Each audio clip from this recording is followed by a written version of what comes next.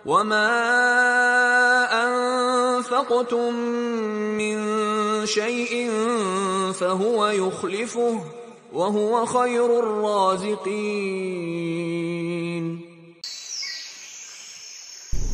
Assalamualaikum warahmatullahi wabarakatuh. Saudaraku kaum muslimin yang semoga kita senantiasa dirahmati oleh Allah Subhanahu wa taala. Saat ini pondok kami, Pondok Pesantren Jabal Uhud Al-Islami yang bertempat di Kelurahan Tiban Lama, Kecamatan Sekupang, Kota Batam, memiliki dua proyek pembangunan. Proyek yang pertama yaitu pembangunan gedung setinggi 2 lantai, di mana gedung ini akan dipergunakan oleh para santri putri penuntut ilmu dan penghafal Al-Quran sebagai asrama dan lokal yang nantinya akan terkoneksi dengan Masjid Putri. Bisa kita lihat bersama, pembangunan saat ini sedang berlangsung dan telah sampai pada tahap pengecoran lantai dasar. Adapun proyek yang kedua yaitu pembangunan tandon yang digunakan untuk penampungan air. Dan tandon ini merupakan proyek tahap kedua, di mana tahap pertama sudah terbangun, dan tentu saja pembangunan ini diperlukan dan dibutuhkan karena seiring bertambahnya jumlah santri, tentu kebutuhan akan air konsumsi akan semakin bertambah pula. Dan saudaraku kaum muslimin, kelancaran semua proses pembangunan ini tidak akan berjalan tanpa pertolongan Allah Subhanahu wa ta'ala, kemudian kaum muslimin para dermawan semuanya. Dalam rangka memfasilitasi para penuntut ilmu dan penghafal Al-Quran tersebut, kami mengajak kepada segenap kaum muslimin untuk sama-sama berpartisipasi dengan menginfakkan hartanya dalam pembangunan gedung asrama dan tandon air ini. Rasulullah SAW bersabda di dalam hadis yang diriwayatkan oleh Imam Al-Bukhari dan Muslim dari sahabat Zaid bin Khalid Al-Juhani, Rasul berkata, "Man jahaza ghaziyan fi sabilillahi faqad ghaza, wa man khalafa ghaziyan fi sabilillahi bi khairin faqad ghaza." Barang siapa yang membantu perlengkapan orang yang berjihad di jalan Allah, maka sungguh dia juga telah ikut berjihad. Dan barang siapa yang membantu keluarga seorang yang berjihad di jalan Allah dengan suatu kebaikan, maka dia pun juga telah ikut berjihad.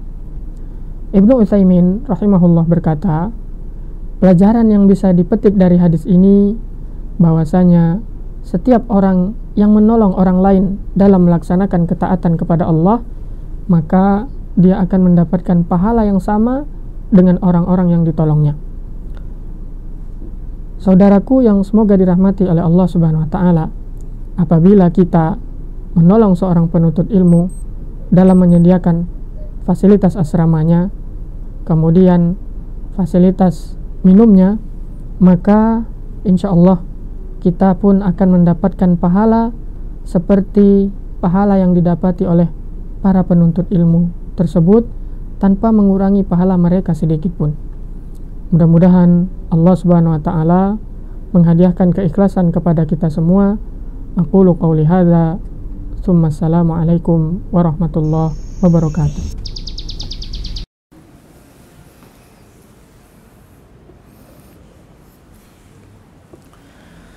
Bismillahirrahmanirrahim.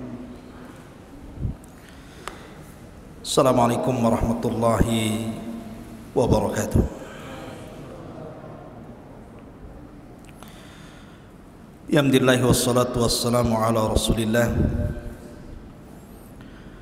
wa ala alihi wa sahbihi wa mawalah wa la hawla wa la quwata illa billahi wa ba'du. Alhamdulillah, di malam hari ini dengan izin Allah Subhanahu wa taala kembali kita bisa dipertemukan di Masjid Muhajirin. Dan tema di malam hari ini kita akan membahas tentang penyihir yang pernah menyihir Nabi sallallahu alaihi wasallam, Labid ibn Aqsam, seorang Yahudi yang menyakiti Nabi SAW dengan sihirnya. Siapa Labid bin Aqsam? Bagaimana kisah sihir ini terjadi dan bagaimana bisa lepas sihir ini dari Nabi SAW?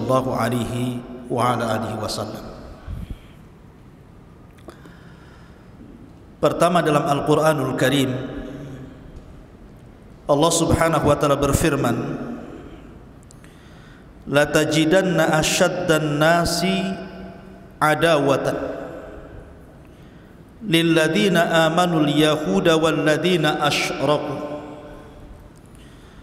wa la tajidanna aqrabahum mawaddatan lilladzina amanu alladzina qalu inna nasara dzalika bi anna minhum qissisina wa ruhbanan wa annahum la yastakbirun.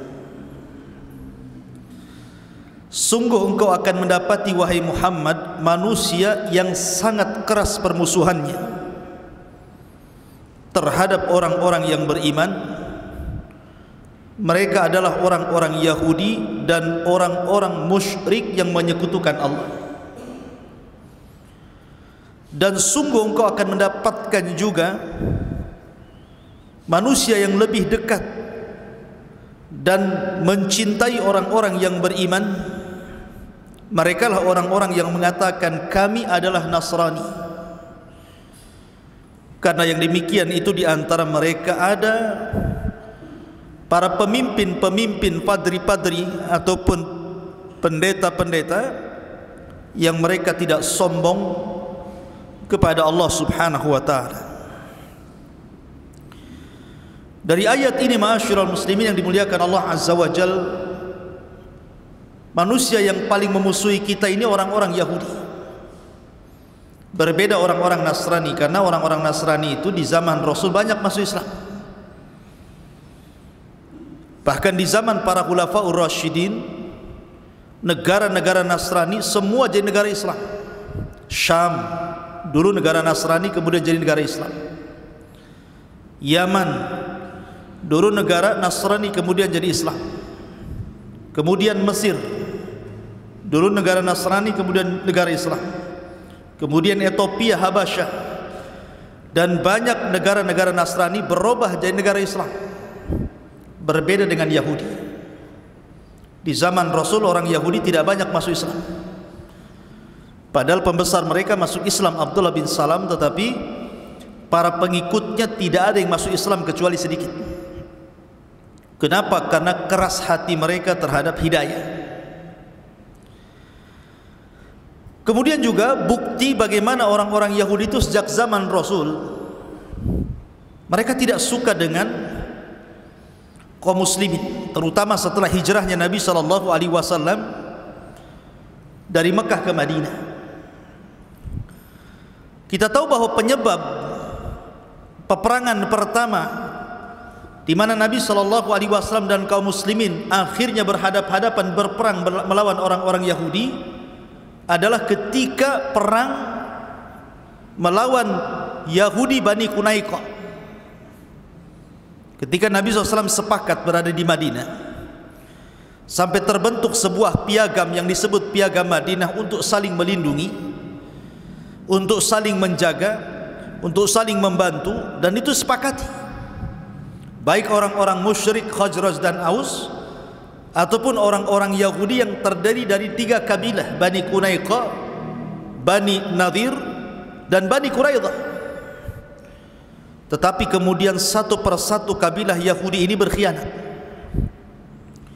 Pertama Bani Qunaiqah, ketika ada seorang wanita muslimah belanja di pasar Bani Qunaiqah, karena kita tahu bahwa Bani Qunaiqah yang menguasai perekonomian ketika itu.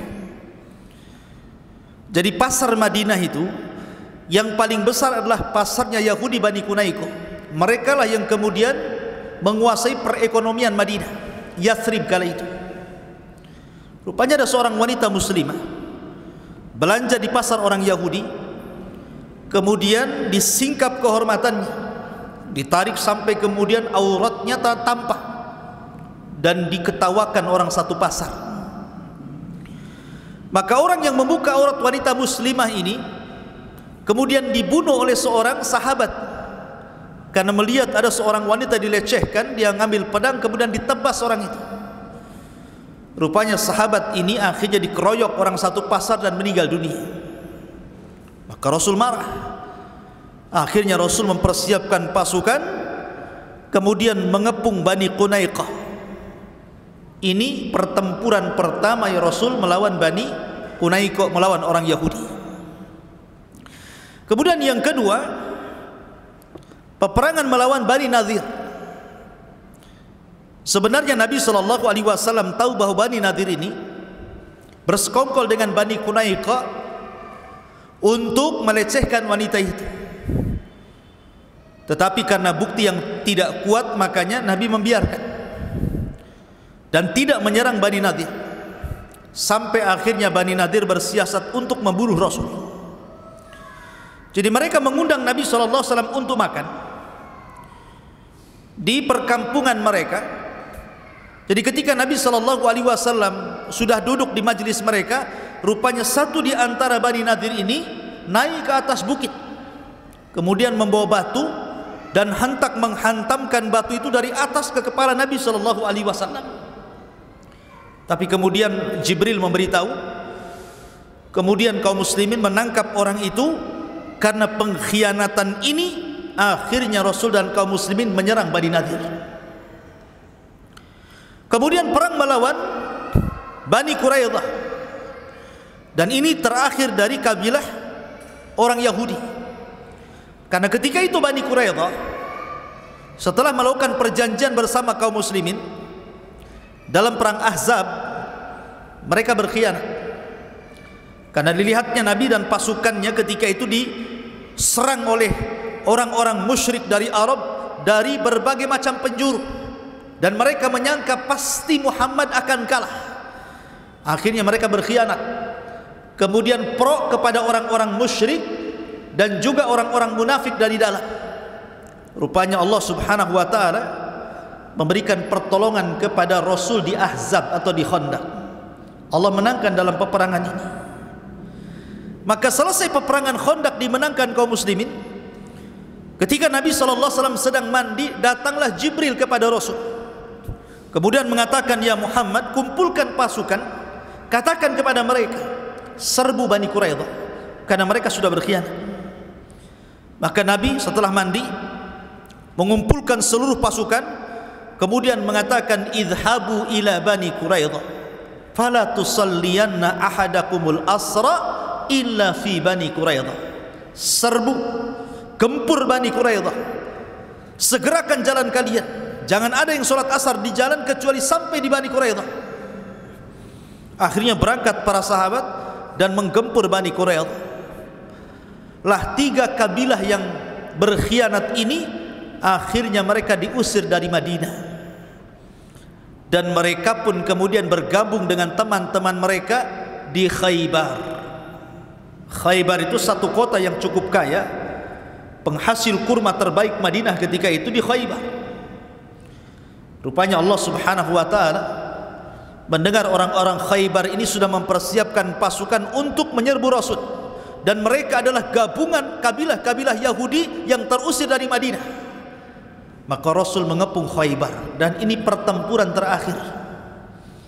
Rasul melawan orang-orang Yahudi di Khaybar, dan Allah menangkan di tangan Ali radhiyallahu an, sehingga benteng Khaybar hancur. Kemudian Rasul bisa mengalahkan Khaybar. Ma'asyiral muslimin yang dimuliakan Allah Azza wa Jalla, lihat bagaimana orang-orang Yahudi berusaha di zaman Rasul menyakiti Rasul. Bahkan setelah kemudian perang Khaybar, tiba-tiba Nabi SAW kemudian diundang oleh seorang wanita namanya Zainab bintul Harith, orang Yahudi. Zainab bintul Harith bertanya soal makanan yang disukai Nabi. Maka kemudian orang-orang menyebutkan bahwa Rasul itu suka pahanya daging kambing. Rasul itu suka daging kambing. Jadi kalau antum suka daging kambing, itulah makanan kesukaan Rasul. Ya. Tapi orang Arab kan tidak neko-neko ya, kambingnya dibakar gitu saja dimakan. Kalau kita kan dimacam-macam ya. Digulai, dirawon, dimacam-macam gitu. Jadi Rasul itu suka dengan paha kambing. Maka wanita ini langsung mempersiapkan paha kambing untuk Nabi, untuk disedekahkan maksudnya. Tapi Rasul tidak menerima sedekah. Keluarga Rasul tidak menerima sedekah. Rasul itu hanya menerima hadiah.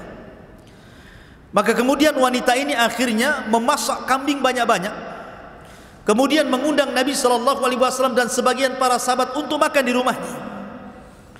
Setelah kemudian wanita ini melumuri racun di paha kambing itu, maka kumpullah para sahabat Rasul. Kemudian makanan pun dihidangkan di hadapan mereka. Kemudian Nabi SAW mencicipi sedikit dari daging kambing yang beracun itu. Tiba-tiba Allah Subhanahu wa ta'ala membuat bicara kambing itu. Jadi paha kambing itu tahu-tahu bicara. Dan itu mukjizat Nabi. Ya. Tiba-tiba kemudian paha kambing ini berbicara, memberitahu bahwa di dalam dirinya ada sum, ada racun. Maka Rasul langsung terdiam, tapi masa sudah terkunyah sebagiannya. Maka Rasul mengatakan kepada para sahabat, "Auqaf, jangan makan lagi. Sesungguhnya daging ini memberitahu saya bahwa dia ada racunnya." Rupanya ada seorang sahabat yang terlanjur memakan sama dengan Nabi SAW, dan 1 tahun setelahnya dia meninggal dunia akibat racun itu. Tapi Rasul memiliki fisik yang kuat sehingga lama dia meninggal akibat racun itu. Tapi lihat bagaimana kekejian orang-orang Yahudi membunuh Rasul, berusaha untuk membunuh Rasul. Tapi Allah Subhanahu wa ta'ala selamatkan Nabi SAW, hatta racunnya seorang Zainab bintul Harith tidak berpengaruh kepada Nabi SAW. Sampai-sampai Rasul memanggil Zainab bintul Harith, "Apa yang membuat kamu meracun aku?" Kata Zainab, "Engkau sudah membunuh pamanku, sudah membunuh bapakku, sudah membunuh suamiku. Maka aku ingin membunuhmu dengan racun ini. Kalau engkau seorang nabi, pasti akan diberitahu oleh kambing itu. Kalau engkau bukan seorang nabi, kau pendusta, pasti kau akan mati dengan racun itu." Orang wanita ini. Tapi Nabi SAW subhanallah membiarkan wanita ini tidak dibunuh, padahal sudah hendak meracun Nabi SAW. Tapi itu bukti bagaimana orang Yahudi ini menghendaki Rasulullah SAW untuk supaya celaka. Taib. Sampai akhirnya ketika Nabi SAW pulang dari perjanjian Hudaybiyah, Rasul pulang dari perjanjian Hudaybiyah, kemudian selama 10 tahun kan perjanjian itu, walaupun bulir-bulirnya sangat merugikan kaum muslimin, tetapi di balik kerugian itu ada keuntungan besar. Lah setelah kemudian Nabi SAW memerangi orang-orang Yahudi di Khaybar, dan Allah menangkan. Sampai kemenangan ini Allah firmankan dalam Al-Quran, "Idza jaa nasrullahi wal fath."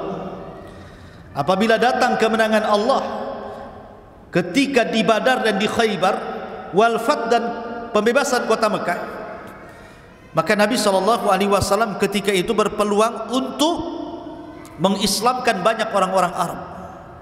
Makanya Allah mengatakan, "Wa ra'aitan nas yadkhuluna fi dinillahi afwaja." Kau lihat banyak orang-orang yang datang masuk Islam menuju dirimu wahai Muhammad.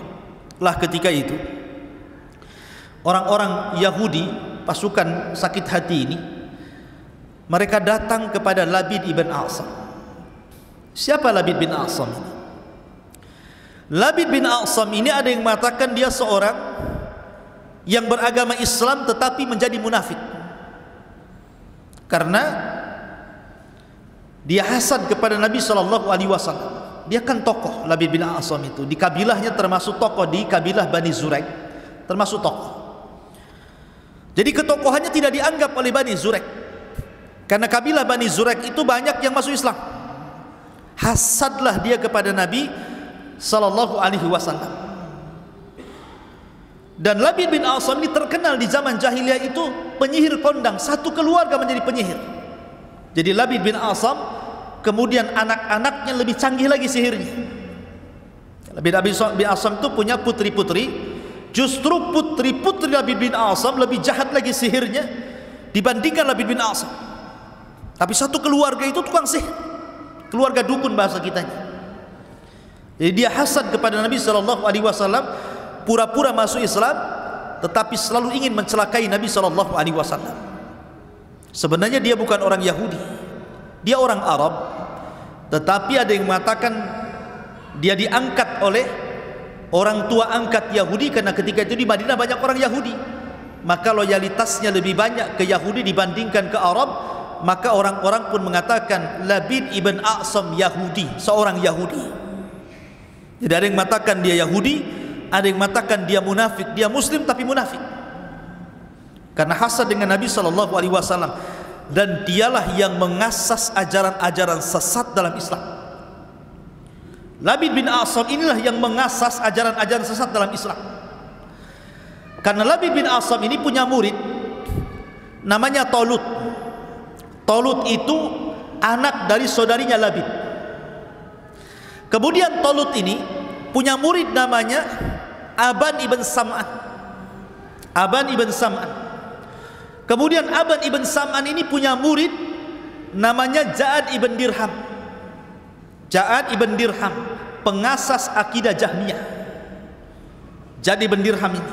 Dan Ja'ad ibn Dirham ini punya murid namanya Jahm ibn Safwan. Lah dari Jahm inilah lahir akidah yang disebut dengan Jahmiyah. Jadi silsilah Jahmiyah ini dari Jahm ibn Safwan. Kemudian Jahm ibn Safwan berguru kepada Ja'ad ibn Dirham. Ja'ad ibn Dirham berguru kepada Aban bin Sam'an. Kemudian Aban bin Sam'an berguru kepada Talut, anak saudari Labid. Dan anak saudari Labid berguru kepada Labid ibn A'sam, penyihir Rasul. Muncullah akidah Jahmiyah. Dan dari Jahmiyah ini lahir akidah Mu'tazilah, yang kemudian di zaman Khalifah Abbasiyah berkembang sampai banyak ulama ahli sunnah dibunuh di zaman itu. Sampai Imam Ahmad bin Hanbal rahimahullahu ta'ala disiksa, bolak-balik masuk penjara, hampir meninggal di penjara Imam Ahmad itu, gara-gara akidah Mu'tazilah turunan daripada akidah Jahmiyah. Jadi yang mengasas akidah ini dari mulai siapa? Labid bin A'sam ini. Bayangkan, dari menyihir Rasul, kemudian menurunkan akidah sampai kepada merusak kaum muslimin setelahnya. Siapa Labid bin A'sam? Hebat sekali. Dia seorang Yahudi dari Bani Zuraik. Lah ketika orang-orang Yahudi ini tersakiti karena diusir dari Madinah, akhirnya mereka tinggal di Khaybar. Belakangan Khaybar pun diserang Rasul, akhirnya takluk dan harus membayar jizyah kepada Rasul dan kaum muslimin. Mereka datang kepada Labid bin A'sam munafik ini dan mengatakan, "Ya Labid, ya Aba A'sam, ya Abal A'sam, anta asharu minna wa kad saharna Muhammadan fasaharu minna ar-rijalu wan nisa falam nasna syai'an ya Abal A'sam." Wahai Abal A'sam, saya dengar engkau lebih jago sihirnya dibandingkan kami orang-orang Yahudi. Padahal di dunia ini tidak ada sihir yang lebih jago dibandingkan orang Yahudi. Sihir orang Yahudi itu paling parah, paling sakti mungkin bahasa kita, itu sihir Yahudi. Kenapa? Karena mereka yang pertama mempelajari sihir kepada Harut dan Marut. Wattaba'u ma tatlu syayatin ala mulki Sulaiman wa ma kafara Sulaiman walakinna syayatina kafaru yu'allimuna an-nasa sihra wa ma unzila alal malakaini bi Babila Harut wa Marut. Jadi yang pertama kali mempelajari sihir itu orang Yahudi Babil, orang Yahudi Irak, kepada Harut dan Marut. Jadi mereka sebenarnya ahli sihir, tetapi ketika mereka menyihir Nabi SAW tidak mempan, tidak bisa menyihir Rasul. Bolak-balik mereka nyihir Rasul tapi tidak bisa. Makanya mereka mengatakan, tukang-tukang sihir kami laki-laki ataupun perempuan sudah berusaha kami ini mengumpulkan mereka untuk menyihir Rasul, menyihir si Muhammad itu. falam nasna syai'an, tapi enggak ada gunanya. Muhammad tetap saja hidup, enggak sakit, enggak apa-apa. Kata Labid bin Asam, maunya kalian ni apa? Mereka mengatakan, kami ingin membunuh si Muhammad itu, paling tidak kami membuat dia gila. Cuma dua saja. Mereka ingin membunuh Rasul, atau minimalnya buat dia gila, supaya orang tidak percaya lagi dia jadi nabi karena sudah gila. Ya. Akhirnya kemudian Labid bin Asam mengatakan, apa upah kalian kalau aku menyihir si Muhammad itu? Maka akhirnya kemudian mereka pun menawarkan beberapa dinar kepada Labid bin Asam, beberapa uang. Kalau engkau menyihir Nabi SAW Muhammad itu, kami akan berikan dinar yang banyak. Begitulah ikhwan, bisnisnya tukang sihir itu. Mereka tidak mau percuma kan. Makanya ketika tukang-tukang sihir Fir'aun diundang oleh Fir'aun untuk melawan Musa, apa kata tukang sihir? Kira-kira kalau kami kalahkan Musa, apa imbalannya? Maka Fir'aun mengatakan, kami akan berikan dunia kepada kalian. Jadi tukang sihir itu berbisnis dengan jin itu sama-sama diuntungkan. Kalau jin diuntungkan karena dia makhluk yang hina menjadi mulia karena disembah manusia. Tapi manusia ketika menyembah jin diuntungkan dengan dunia, diuntungkan dengan kekayaan, karena mereka mencari uang dengan cara seperti itu, menyembah syaitan dan jin. Ya, jadi sama-sama diuntungkan. Dukun dapat dunia, sementara jin dapat kehormatan. Makanya sebenarnya jangan pernah tertipu dengan dukun, karena mereka itu hakikatnya mencari sebanyak-banyaknya keuntungan di dunia. Seperti contohnya dukun yang bisa menggandakan uang. Kalau memang dia dukun asli, mampu menggandakan uang, ngapain dia buat praktek ganda uang? Bagus praktek sendiri saja di rumah. Dia dapat uang 5.000, digandakan 10.000, digandakan 1 juta, digandakan 1 miliar, kaya dia. Ngapain buka praktek? Kaya dia. Kalau dia buka praktek berarti dia tidak bisa menggandakan uang. Dia menggandakan uang orang untuk diri, ya kan? Berarti intinya dia menipu. Banyak pula orang ketipu. Yang ketipu ini bukan orang lulusan SD, doktor pun ketipu pula, profesor ketipu, pejabat negara ketipu. Naudzubillah. Ya, Ma'asyiral muslimin yang dimuliakan Allah Azza wa Jalla. Jadi intinya mereka itu hanya ingin mendapatkan keuntungan dunia saja. Karena lihat, Labid bin Asam mengatakan, kalau saya sihir Muhammad, saya dapat apa? Maka mereka mengatakan, kami akan kumpulkan dinar, kami akan berikan kepada anda. Deal or no deal? Oh, deal katanya. Siaplah. Kalau sudah deal. Dari situ akhirnya dia menyuruh putrinya, karena putrinya inilah yang paling sakti sihirnya. Dia menyuruh putrinya Labid bin Asam. Maka bergeraklah putri-putri Labid bin Asam ini mencuri bukhul dari Nabi SAW. Maka disebutkan bahwa mereka berhasil mengambil sisir Nabi SAW, mishtun wa musyatah. Mushtun wa musyatah, sisir dan rambut yang terikat di sisir itu. Dan jumlahnya 11 rambut yang terikat dari rambut Rasul pada sisir Nabi SAW berhasil dicuri oleh putri-putri Labid bin Asam ini. Dan kata para ulama, sihir yang terdapat buhul ini sihir yang paling bahaya. Sihir kalau sudah menggunakan buhul, dan buhul diambil dari orang yang akan disihir, maka ini sebahaya-bahaya sihir.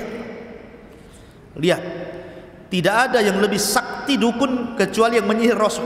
Caranya seperti itu, diambil buhulnya, ya. Karena orang Yahudi sudah berusaha menyihir Rasul, tidak mempan, gitu ya. Akhirnya mereka datang ke Labid bin Asam. Rupanya cara seperti itu yang manjur. Akhirnya Rasul terkena sihir. Diambillah kemudian bekas rambut Rasul, ikatan rambut 11 rambut yang terdapat dalam sisir Rasul, dicuri oleh Labid bin Asam oleh lewat anak-anak putrinya. Maka mulailah kemudian Labid bin Asam pun membuat bukhul dengan cara apa? Meletakkan rambut itu di bunga kurma yang laki-laki, dimasukkan di situ, kemudian dibungkus, kemudian diletakkan di sumur yang tidak jauh dari Masjid Nabawi. Ada yang mengatakan sumur itu namanya Darwan, ada yang mengatakan sumur itu namanya Awan, pakai alif, Awan. Ada yang mengatakan Darwan, ya. Tapi yang masyhur sumur itu namanya Darwan, karena di sekitar Masjid Nabi itu banyak sumur. Ada namanya sumur miliknya Abu Talha, Bairuha namanya. Ada sumur Bairuha. Rasul suka wudu di situ. Sampai akhirnya oleh Abu Talha diinfakkan kepada Rasul ketika turun ayat lan tanalul birra hatta tunfiqu mimma tuhibbun. Kemudian di situ juga ada sumur orang Yahudi, ya, namanya sumur rumah. Sumur rumah itu dulu sumurnya orang Yahudi, dan itu sumur yang paling banyak sumbernya. Sampai orang-orang Islam itu beli dari sumur itu. Setiap hari mahal, naik lagi harganya. Sampai akhirnya karena kaum muslimin tidak sanggup beli, Rasul mengatakan man ishtara bi'ra rumah falahul jannah. Siapa yang membeli sumur itu, kujamin dia masuk surga. Berdirilah Utsman bin Affan dan mengatakan fa ana ashtarituha, aku yang akan membelinya wahai Rasul. Maka Rasul membelinya dengan cara yang luar biasa, perdagangan taktik yang luar biasa. Utsman bin Affan karena kecerdasannya, dia mampu membeli sumur itu. Padahal orang Yahudi tidak mau jual loh sumur itu. Gimana nggak mau jual loh, hasilnya tiap hari. Tapi dengan kecerdasan Utsman bisa merayu orang Yahudi menjual sumur itu. Coba bayangkan. Awalnya dia datang kepada orang Yahudi, sudahlah beli saja, jual aja sumurmu itu. Nggak mau, gimana gitu. Hari-hari dapat untung kok mau saya jual pula. Akhirnya dengan kepiawaian Utsman, sudah gini saja. Dari jam sekian ke jam sekian saya beli. Berapa maunya? Umpamanya dari pagi sampai duhur berapa? Nanti dari duhur ke asar ambil lagi. Saya mau jam segini saja. Aku beli berapa kau mau? Akhirnya mikir dia, oh boleh juga. Daripada satu-satu saya dapat duit, bagus satu orang tapi sama nilainya. Ya sudah, sekian. Lebih besar dibandingkan kalau seandainya orang beli dapat separuh. Anggaplah umpamanya satu hari dia dapat 5 juta. Kata Utsman, saya beli 10 juta. Dari jam 7 sampai jam 12 umpamanya. Oke. Setelah deal, kata Utsman bin Affan diumumkan kepada kaum muslimin, dari jam 7 ke jam 12 kalian ambil air. Selebihnya jangan ambil air. Akhirnya apa? Semua kaum muslimin ketika waktu dibelinya Utsman dari jam sekian ke jam sekian, semua kaum muslimin ambil air. Sudah penuh di rumah-rumah air. Dari jam sekian ke jam sekian tidak ada satupun yang beli. Bankrupt lah orang Yahudi ini. Lama-lama, ya sudahlah, aku jual aja sama kamu semua. Karena nggak ada yang beli. Kecerdasan Utsman akhirnya mampu menguasai sumur orang Yahudi ini, sumur rumah. Itu juga dekat dengan Masjid Nabawi. Lah ada juga sumur Darwan namanya. Itu sumur yang punya Bani Zurek. Tanahnya dekat Masjid Nabawi. Lah Labid bin A'sam ini meletakkan buhulnya di sumur itu, sumur Darwan, menunjukkan bahwa buhul itu tidak jauh-jauh dari orang yang akan disihir. Akhirnya setelah diletakkan di sumur itu, mulailah Nabi SAW ada pengaruh dari sihir itu. Ada yang mengatakan 40 hari, ada yang mengatakan 6 bulan, ada yang mengatakan 1 tahun. Riwayat Zuhri mengatakan 6 bulan. Jadi ada yang mengatakan 1 tahun. Bayangkan, Rasul tidak sadar kalau dia tersihir selama 6 bulan. Ada yang mengatakan sampai 1 tahun. Bayangkan, nah terasa kalau dia tersihir. Cuman Nabi SAW itu terpengaruh dari badannya, fisiknya melemah. Dalam riwayat itu, dalam riwayat Bukhari Muslim, contohnya ketika dia hendak mendatangi istrinya, dia tidak sanggup, melemah kondisinya gitu ya. Dia tidak bisa mendatangi, mungkin bahasa kitanya tiba-tiba dia impoten gitu ya, tidak sanggup melakukan hubungan dengan suami istri, langsung melemah.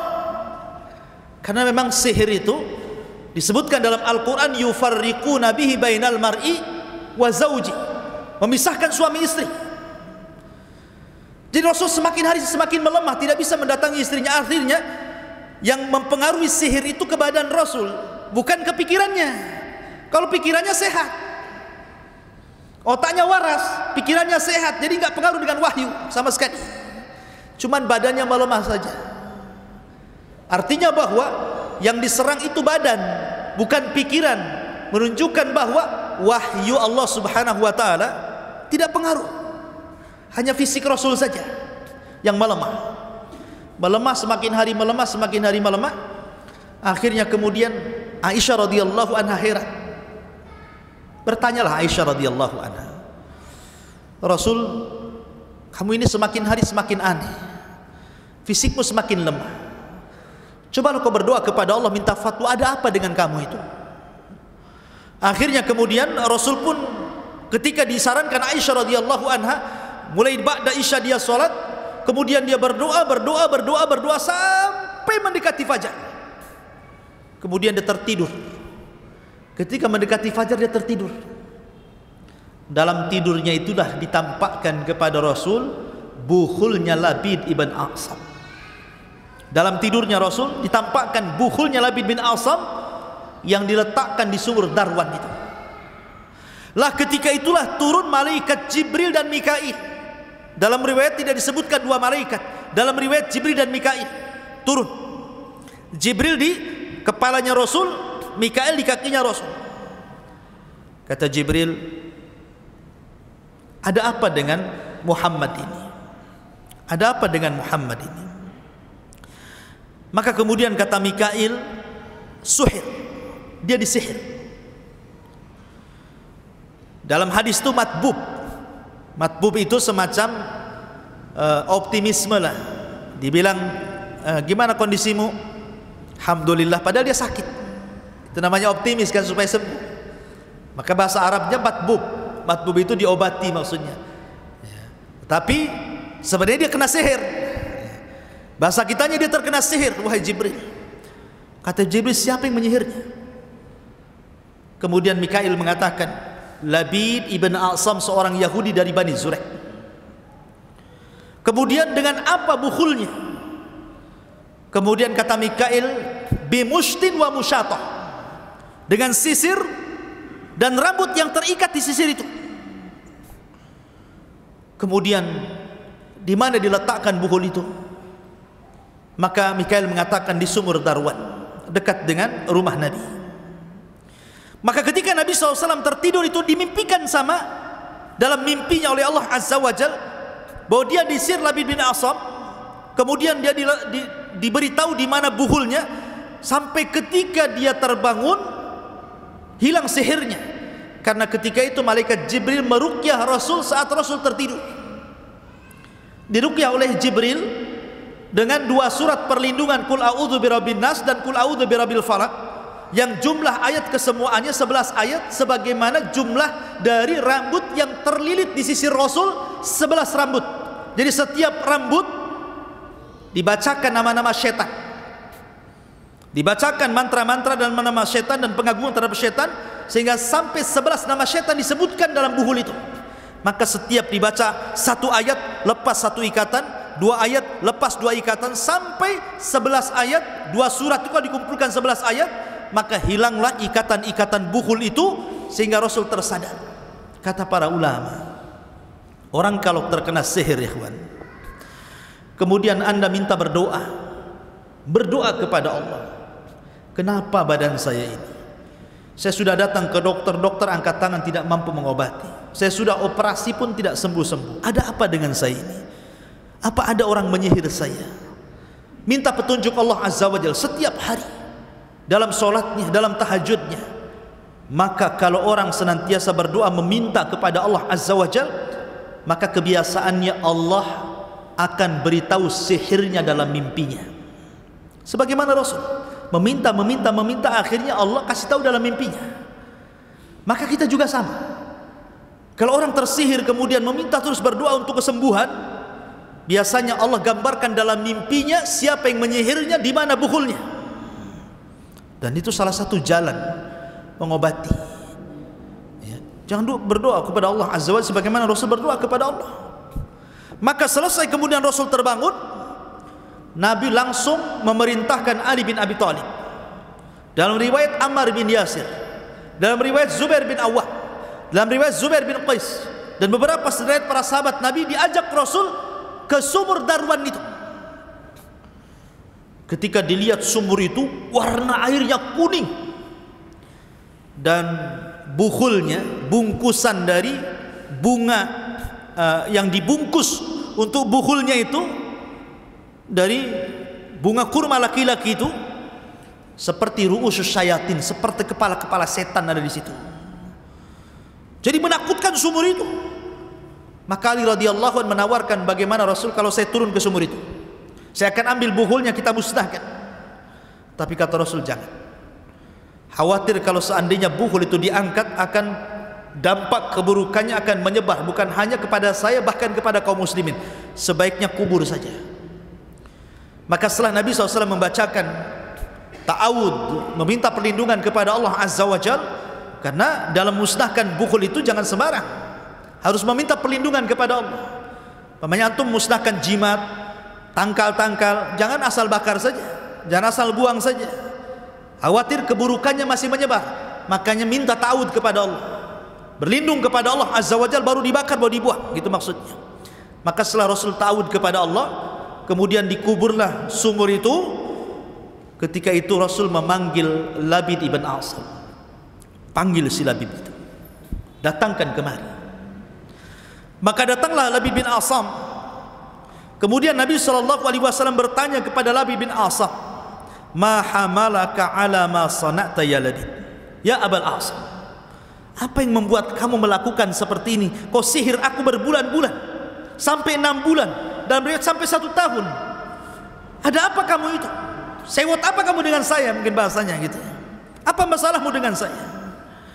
Faqad dallanillahu ala sihr. Allah sudah menunjukkan aku tentang sihirmu. Aku tahu kau yang menyihir aku. Allah yang kasih tahu. Wa akhbarani ma sanah.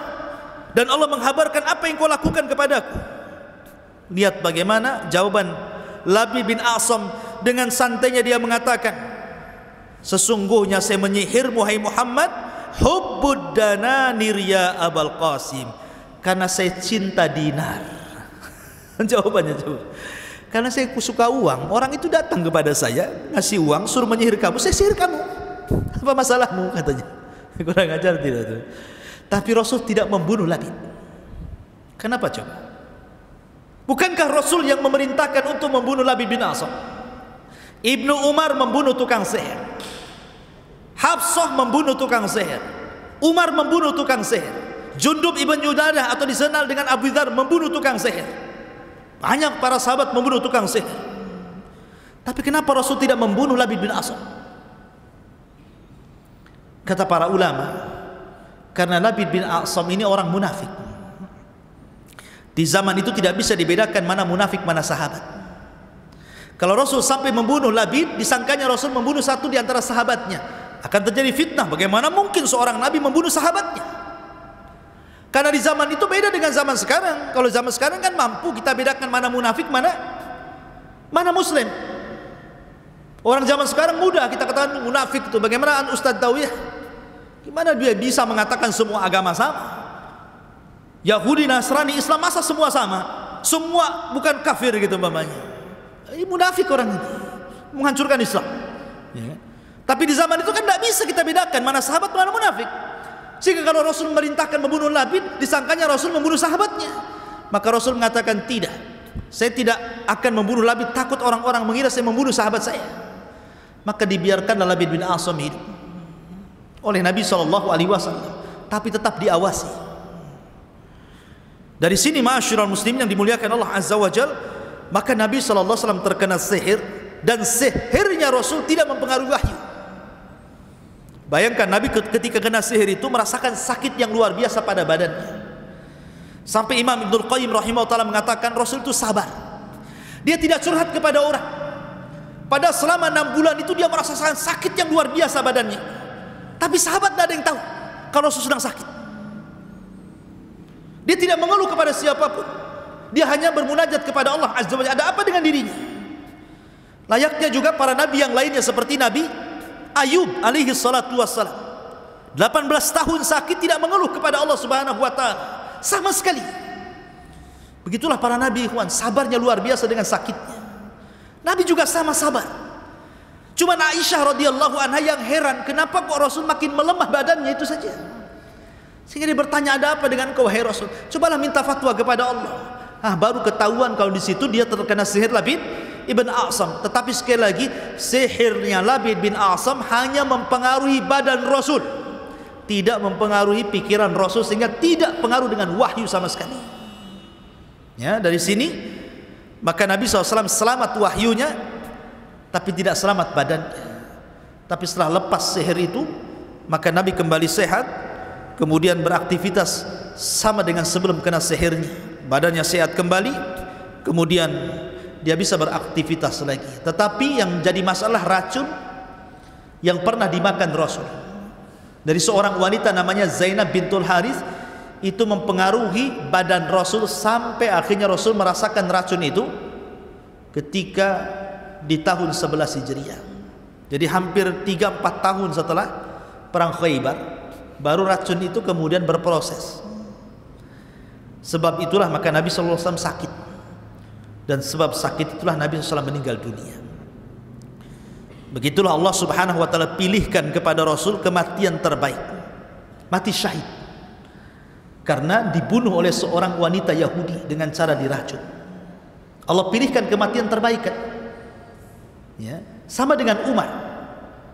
Umar itu berdoa kepada Allah, ya Allah, matikan aku dengan mati syahid di negeri yang dihijrahkan Rasul di situ. Pertanyaannya, siapa yang mau menyerang Madinah di zaman Umar sehingga Umar meminta mati syahid di Madinah? Padahal Umar itu menguasai Persia dan Romawi. Siapa yang berani menyerang Madinah coba? Dan kapan kemudian Umar akan syahid kalau tidak ada yang berani menyerang kota Madinah, gitu ya? Tapi rupanya Allah Subhanahu wa taala tahu doa Umar ingin mati syahid bukan cara seperti itu. Umar mati maksudnya bukan cara perang sampai mati syahid, bukan begitu caranya. Tapi diutusnya seorang majusi namanya Abu Lu'lu untuk membunuh Umar saat sholat subuh. Ditusuk dari belakang. Dengan sebab tusukan Abu Lu'lu itu Umar meninggal. Ketika dia mendengar, Umar, siapa yang membunuh saya? Kata Ibnu Umar putranya, Abu Lu'lu. Kata Umar, oh, Maula Mughirah, maksudnya budaknya Mughirah yang kafir itu. Kata Ibnu Umar, ya. Langsung dia mengatakan, alhamdulillah alladzi qatalani rajulun lam yasjud lillahi walau kana sajda. Segala puji bagi Allah yang membunuhku ada seorang laki-laki yang tidak pernah sujud walaupun satu kali. Artinya dia mati syahid. Nah, sebagaimana Umar juga demikian mati syahid di Madinah Rasulullah, maka Rasul pun dibuat kematian terindah dengan cara mati syahid. Pengaruh racun itu akhirnya berpengaruh kepada Nabi SAW. Dengan sebab itu Rasul sakit, dengan sakit itulah Rasul meninggal dunia. Wallahu alam. Ini diantara kisah daripada Labid ibn A'sam, penyihir Nabi SAW. Taib, sebelum saya tutup, ada 15 menit ke depan, silahkan kalau ada yang mau bertanya.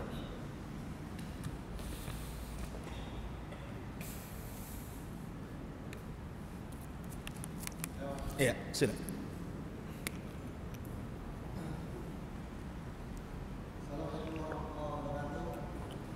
Assalamualaikum.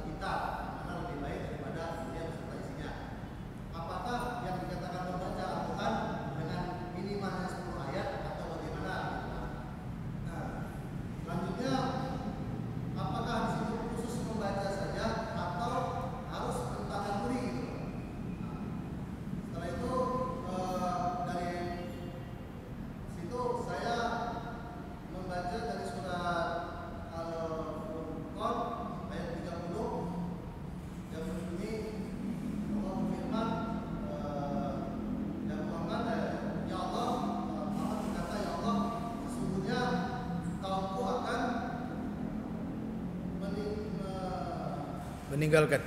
Al-Quran, diajukanlah seperti itu ya. Sementara saya mengutip dari hadis dari Ustaz sama juga Pak ya, ada ini mengatakan bahwasanya Al-Quran itu nanti ada manusia yang tidak sama sekali membaca Al-Quran, ada manusia yang membaca Al-Quran tapi tidak memahami. Ada manusia yang membaca Al-Quran memahami tapi tidak mengamalkan. Ada manusia yang membaca Al-Quran memahami, mengamalkan tapi tidak mengajarkan. Itu sama saja meninggalkan Al-Quran. Mohon penjelasan. Iya. Iya, banyak pertanyaannya. Lupa tuh. Taib, saya ringkas saja. Membaca Quran itu lihat konteksnya. Bisa wajib dalam kondisi sholat, bahkan rukun.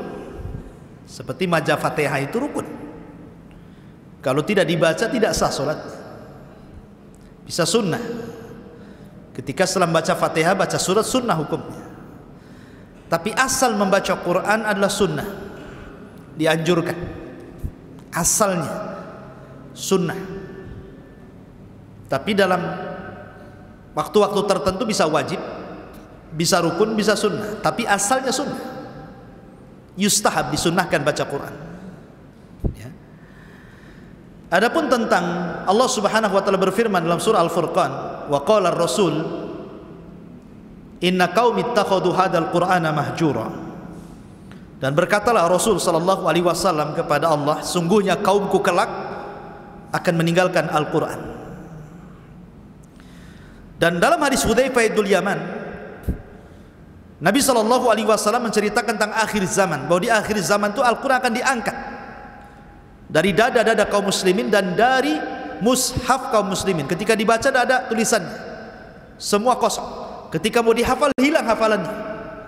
Nanti di akhir zaman akan hilang Quran itu sama sekali.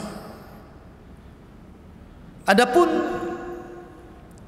tentang kondisi mahjur, memang mahjur ini kan berbagai macam. Maksudnya meninggalkan Quran itu ada yang meninggalkan membacanya, dan itu sudah ada hari ini. Karena di zaman Nabi SAW orang membaca Quran itu biasa tiap rumah membaca. Bahkan setiap rumah itu keluar lantunan Al-Quran dari rumah-rumah para sahabat. Bahkan kalau Rasul keluar tengah-tengah malam kemudian melihat para sahabat, Rasul banyak mendengar keluar dari rumah-rumah kaum muslimin bacaan Quran. Salah satunya pernah berdiri di rumah Abu Musa al-Ash'ari. Dia sedang sholat malam, dia mengeraskan bacaannya. Nabi mendengar suara lantunan yang luar biasa, sampai Rasul takjub, akhirnya berdiri di rumah di samping rumah Abu Musa al-Ash'ari sampai subuh. Berdiri saja. Berapa jam tuh dia berdiri? Karena mendengarkan Abu Musa sholat malam. Ketika habis subuh dia dipanggil Abu Musa, semalam saya berdiri di samping rumahmu loh. Suaramu sangat indah sekali, kata Musa, ya Rasul, kalau aku tahu kau ada di samping rumahku, ku perindah lagi bacaanku, katanya. Saya nggak tahu saja, katanya. Kemudian kata Rasul, ya Abu Musa, suaramu sama dengan Ali Daud, keluarga Daud ketika baca Zabur, katanya. Ya. Jadi kalau dulu memang lantunan Quran itu masih keluar di rumah-rumah mereka. Karena para sahabat itu biasanya habis Isya mereka langsung tidur. Jarang di zaman Rasul itu habis Isya mereka nongkrong ngobrol, itu jarang. Langsung tidur rata-rata. Tapi sepertiga malam akhir rata-rata semua bangun. Itu zaman para sahabat. Sehingga di jam-jam 2 sampai subuh itu udah kayak tawon saja Quran itu dari rumah-rumah kaum muslimin keluar. Tapi di zaman sekarang, kira-kira apa yang keluar sepertiga malam dari rumah-rumah kaum muslimin? Pertanyaannya, apa yang keluar? Paling orang ngorok, musik-musik, handphone, apalagi yang keluar? 1-2 saja yang ngaji Quran itu. Dari sini Al-Quran sudah mahjur. Dari sini saja sudah mahjurkan, itu sudah ditinggalkan. Oke lah, itu sepertiga malam, terlalu malam. Hari-hari saja. Sekarang yang rajin baca Quran itu yang di pondok-pondok saja, ataupun anak-anak TPQ yang ngaji ke masjid. Tapi di rumah-rumah kaum muslimin kalau tidak datang Ramadan gak akan orang baca Quran. Ramadan saja yang ke masjid yang baca Quran. Tapi minimalnya ketika Ramadan walaupun tidak baca Quran, dengarlah orang baca Quran. Dari situ saja sudah mahjur. Quran itu sudah ditinggalkan. Kemudian secara pengamalan, ketika Al-Quranul Karim mengharamkan zina, mengharamkan LGBT, mengharamkan pencurian, kemudian meletakkan hukum-hukumnya. Lihat, Allah Subhanahu wa taala ketika mengharamkan LGBT fahisyah, tidak orang yang sudah menikah atau yang belum menikah, anak muda atau yang sudah menikah, tetap dirajam sampai mati. Ambil ke tempat yang paling tinggi, jatuhkan sampai mati. Sekarang apa yang terjadi LGBT? Ada yang menangkap LGBT di jalan-jalan? Banci-banci kaleng itu di jalan-jalan ada yang nangkap? Nggak ada. Yang ada antum digodai. Bang, mana bang? Katanya. Itu mulai digodain sama banci kaleng itu. Justru kalau seandainya dipermasalahkan masalah ini, antum kena HAM. Ini hak asasi manusia. Kebebasan. Ini sudah mahjur, secara hukum aja mahjur. Ketika ada orang berteriak harus potong tangan, harus rajam, ini apa ini? Ini agama ini kok radikal, sadis, ya kan? Baru berteriak mau menerapkan, belum diterapkan baru mau. Wah, sudah macam-macam. Ya, ini sudah mahjur. Jadi kalau cerita mahjur ya hari ini sudah mahjur Quran itu. Memang sudah mahjur. Ya, hanya orang-orang yang Allah rahmati saja yang masih mengamalkan Quran. Intinya bahwa jangan sampai kemudian kita membaca Quran rupanya sudah tidak ada tulisannya. Ya. Adapun yang tadi Anda katakan bahwa ya memang Quran itu diturunkan untuk diibadahi bacaannya. Maknanya paham ataupun tidak paham, orang baca Quran itu berpahala. Anda tidak paham isinya, tidak paham tafsirnya, tidak paham maknanya, tapi Anda ingin baca Quran, maka setiap satu huruf dapat 10 kebaikan. Man qara'a harfan min kitabillah falahul hasanatu bi asyri amsalihha la aqulu alif lam mim harfun walakin alifun harfun lamun harfun mimun harfun, kata Rasul. Siapa yang membaca satu huruf, kata Rasul, maka dia dapat satu pahala yang dilipat gandakan 10 kali lipat. Saya tidak katakan alif lam mim satu huruf. Alif satu huruf, lam satu huruf, mim satu huruf. Artinya setiap satu huruf dalam Quran dapat 10 kali lipat kebaikan. Paham ataupun tidak paham. Bahkan orang yang tertati-tati baru belajar Iqra saja, setelah dia bisa Iqra, mulai dia baca Al-Fatihah. Dengan susahnya dia makhrajnya, susah dia baca, susah merangkainya. Rasul mengatakan walladzi yatata'u fihi lahu ajran. Siapa yang susah baca tetap dapat 2 pahala. Pahala kesungguhan dia baca dan pahala huruf Quran yang dia baca. 2 pahala dia dapat. Ya kan? Jadi Quran itu tetap dapat pahala. Tapi kalau dibaca bukan digantung. Kalau digantung begini nggak dapat pahala. Antum baca baru dapat pahala. Ya. Ayat kursi antum gantung di atas anggaplah di atas jendela gitu. Kalau digantung saja nggak dapat pahala kan gitu. Kecuali kalau digantung tiap hari antum naik Allahu la ilaha, itu berapa pahala antum? Karena dibaca. Untuk apa antum gantung ayat kursi di situ kalau nggak dibaca? Enggak Ustaz, biar setan tidak lewat jendela. Lah kan lewat pintu. Digantung lagi di pintu, lewat belakang. Gantung di belakang, lewat kamar. Nggak bisa lewat ventilasi, nggak bisa lewat atap kan. Akhirnya semua gantungan ayat kursi. Ini dari mana akalnya? Cukup baca Al-Baqarah, satu isi rumah setan kabur, kata Rasul. Sibuk gantung-gantung. Rasul mengatakan man qara'a surat Al-Baqarah, siapa yang membaca surah Al-Baqarah yanfiru anhu syaitan, setan akan lari dari rumah kamu. Jadi yang dibaca itu yang buat setan lari, bukan yang digantung. Karena hadisnya tidak ada yang digantung. Maka di sini ikhwatu fiddin, jadi Quran itu diturunkan untuk diibadahi bacaannya. Syukur-syukur kalau sampai dipelajari, syukur-syukur kalau diamalkan, syukur-syukur sampai kalau didakwahkan kan. Ini minimal kecilnya sajalah dibaca. Kalau sudah tidak dibaca lagi, kiamat dunia ini. Kan itu tanda-tanda kiamat, orang-orang sudah meninggalkan Quran. Ya, wallahu alam. Dan ini pembahasan tersendiri tentang masalah Quran, saya kira cukup, sudah jam 9. Subhanakallah bihamdika asyhadu an la ilaha illa anta astaghfiruka wa atubu ilaik. Allahu ta'ala. Assalamualaikum warahmatullahi wabarakatuh.